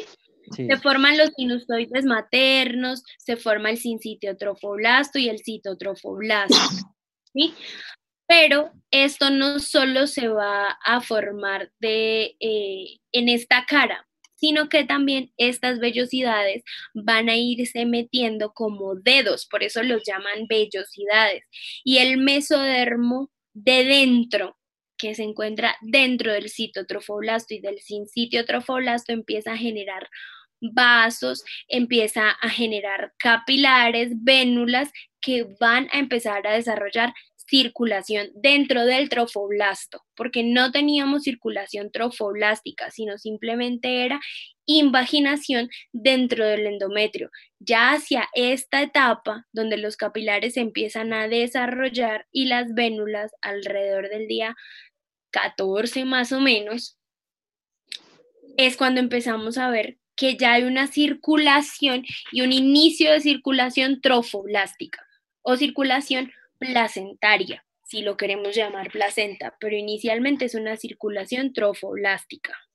Entonces, miren acá, más o menos hacia la tercera semana, o sea, hacia el día 15, más o menos hacia el día 16, ya no solo tenemos sinusoides maternos completamente desarrollados, sino tenemos estas lindas vellosidades formadas, que por dentro esta parte interna viene a ser mesodermo extraembrionario con sus propias venulitas y sus propias arteriolitas ahí naciendo, y todas las lagunas sinusoidales entrando en contacto o intentando entrar en contacto las unas con las otras. O sea, al final vamos a tener una formación completa del trofoblasto. Les en cuenta que el trofoblasto siempre se va a ir desarrollando hacia el centro, va a empezar a intentar formarse hacia el centro, ocupando más y más y más espacio, porque este embrión en desarrollo más o menos hacia el día 15 ya necesita mucha más irrigación, no simplemente se va a quedar con la sangre o con los nutrientes maternos, sino ya empieza a formar su propia circulación embrionaria o circulación trofoblástica.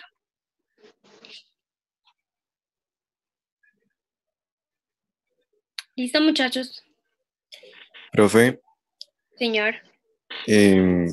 el tejido que no permite que se mezcle la sangre de la madre pues, materna con la del embrión es el citotrofoblasto, ¿verdad?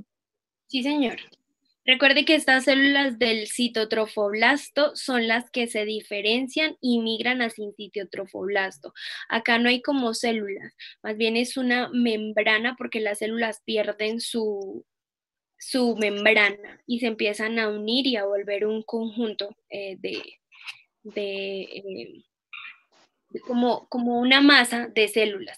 Y esta sangrecita acá materna no penetra directamente, nunca va a penetrar directamente, sino el eritrocito simplemente abandona el oxígeno, la albúmina le lleva el aminoácido que necesito, los electrolitos viajan pues ahí solitos, y si necesito cloro, ingreso cloro, si necesito calcio, ingreso calcio, si necesito sodio, ingreso sodio, pues acá llega todo lo que necesito de la circulación externa. Entonces, hagan de cuenta que esto es una puerta. Esta es la puerta de la casa al embrión. El sincitiotrofoblasto es el que dice que entra y que no entra. Ah, profe, entonces, como un ejemplo de eso, podría ser que no sé, una lesión, no sé si llamarla así, a ese nivel de trofoblasto estaría asociada con la diabetes gestacional, o me equivoco. Eso se da mucho más adelante, muchísimo más adelante. La diabetes gestacional está más relacionada con el alto consumo de carbohidrato por parte de la madre, pero el trofoblasto está mucho más relacionado con la preeclampsia y la eclampsia, y con una cosita que nosotros llamamos hemorragias del primer trimestre, que viene siendo los hematomas que se generan en esta parte. No hay una adecuada implantación del trofoblasto y se genera un hematoma muchas veces en cualquier lugar de estos, y no permite que el trofoblasto se siga desarrollando porque hay un coágulo gigante ahí metidito. Lo que pasa es que la diabetes gestacional, pues si somos un poquito más, andamos un poquito más en el tema, es simplemente un alto flujo de carbohidrato por la circulación materno-placentaria o materno-fetal, bueno, materno-placentaria, dejémoslo ahí. Entonces, pues obviamente si tengo mucha glucosa disponible, pues el embrión la va a aportar. Bueno, muchachos, tenemos 10 minuticos. ¿Entendido hasta acá lo del trofoblasto? Sí, profe. ¿Sí? Bueno, por favor, alguien que me hable un poquito rápidamente de mesodermo, por favor.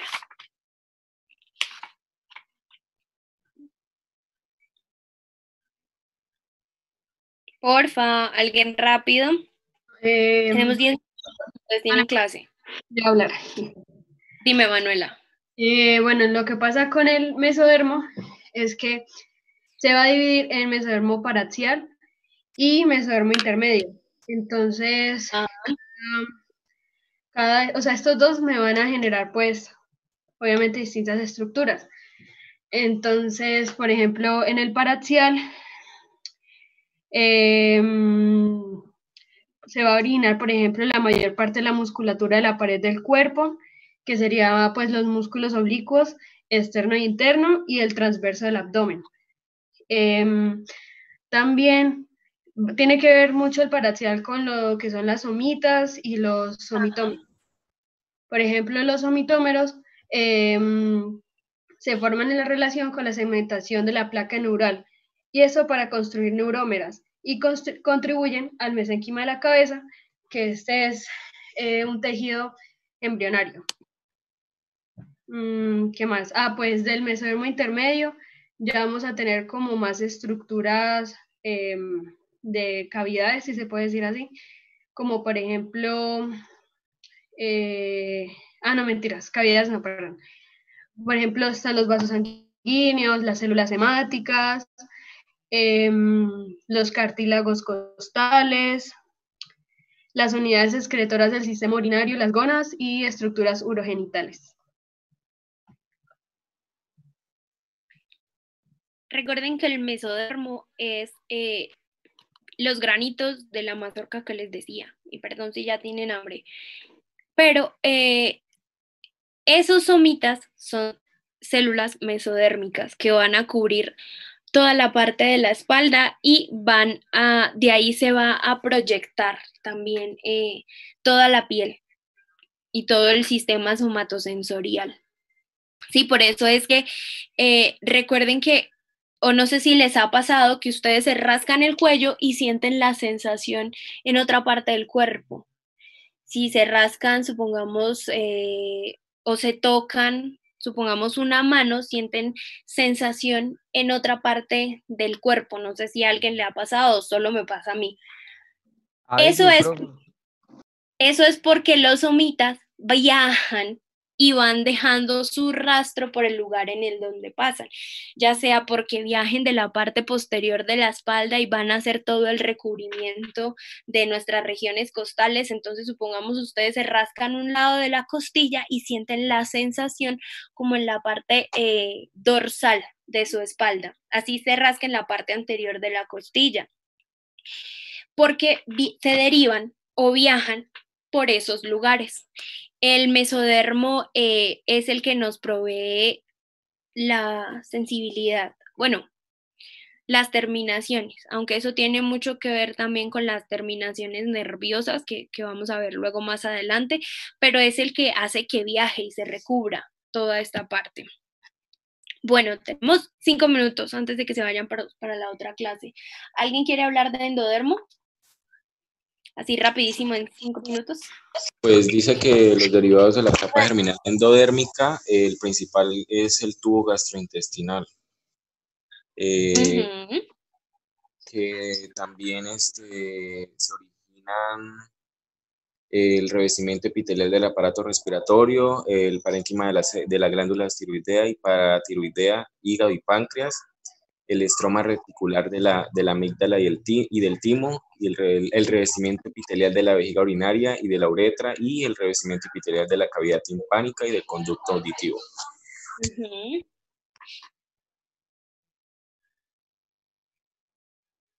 ¿Qué más revestimientos da el endodermo?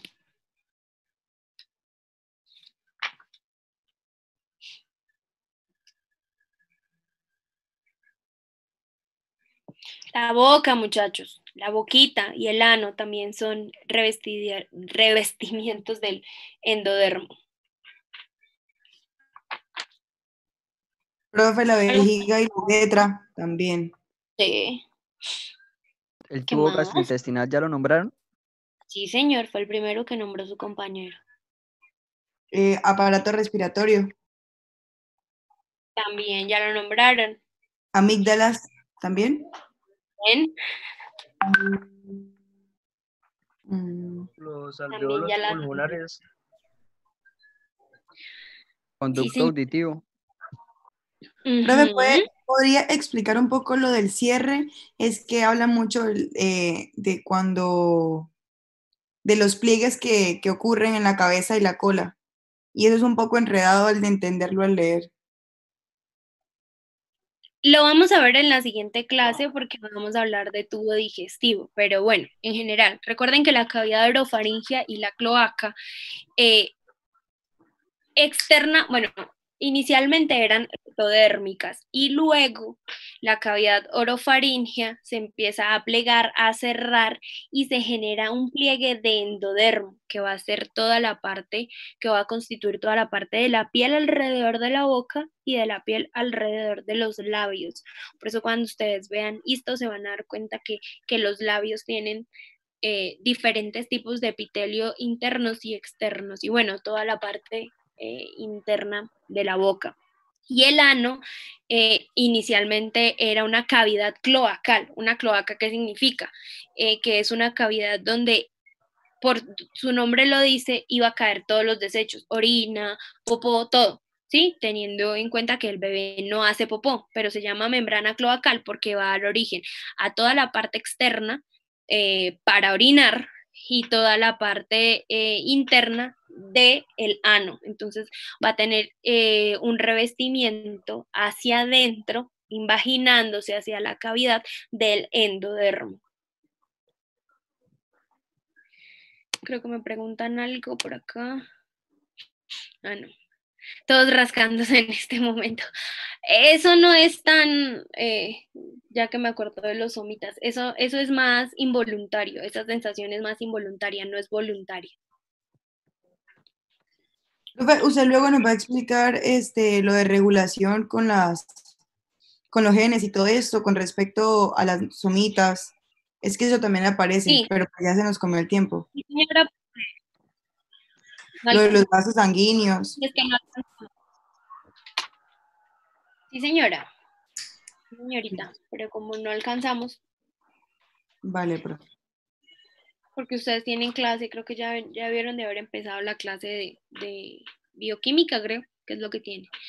Bueno, muchachos, espero que la clase de hoy haya sido productiva. Es chévere interactuar también un poquito con ustedes porque siempre escuchándome se aburre. Nos vemos dentro de 8 días para continuar pues con el siguiente tema.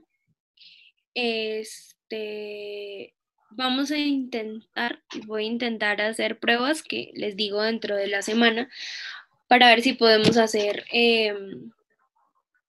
el parcial por Classroom o por Moodlight. Vamos a ver cuál nos deja hacerlo. Generalmente los parciales son de 20 preguntas.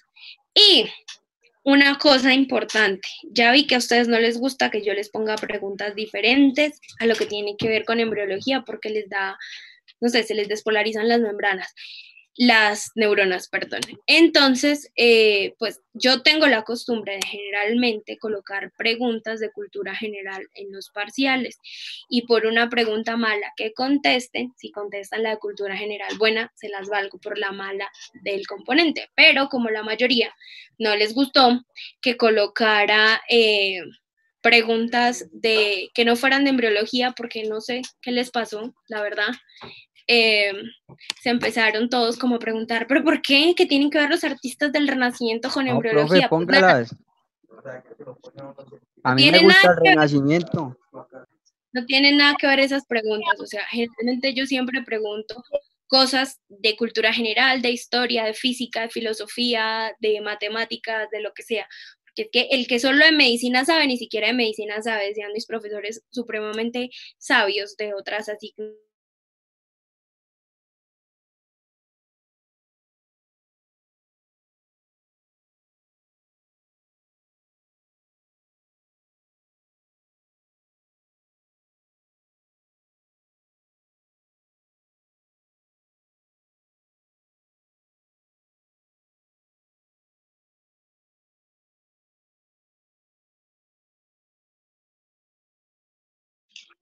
Entonces, como iba diciendo, vamos a hacer una prueba durante la semana con los que quieran de cuánto tiempo se nos va, de si la plataforma nos soporta o si de pronto vamos a tener que hacer por lo menos 3 parciales en diferentes tiempos, porque si entramos yo creo que todos al tiempo, se nos va a bloquear un poquito. El 15% ustedes ya tienen 2 notas, ¿sí? Y se me olvidó el nombre. ¿Quién fue la que me contestó la pregunta? ¿Adriana qué? ¿El apellido?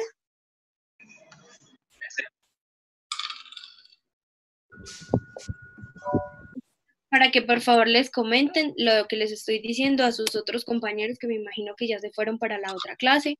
Si no se han ido, váyanse para la otra clase, que no voy a dar mayor información y luego por el grupo que colocamos. Siento que este primer corte ha sido un poquito frustrante para ustedes, y no crea, para el docente también es bastante frustrante, pero muchachos, consejo que les doy, no me pagan por darles consejos, pero siento que es importante dárselos. Creen un horario, establezcanse un horario de responsabilidades. Me imagino que más de uno viene de otras clases durante el día, ¿no? ¿Han tenido hoy más clases? Sí. Sí. Y entiendo que es cansón, que es mamón, o sea, ustedes sentarse y estar a hablar al mismo profesor todo el tiempo, y si se cae el internet, pues es muchísimo más mamón, y bueno, todo lo que sea. Desen sus espacios, descansen un poquito mientras escuchan la clase, levántense, intenten prestar atención. En este punto, digamos que la educación se los vuelve un poquito más autodidacta. Pero pues es importante mantener una buena actitud, porque si nos quejamos por absolutamente todo, no vamos a llegar a ningún lado.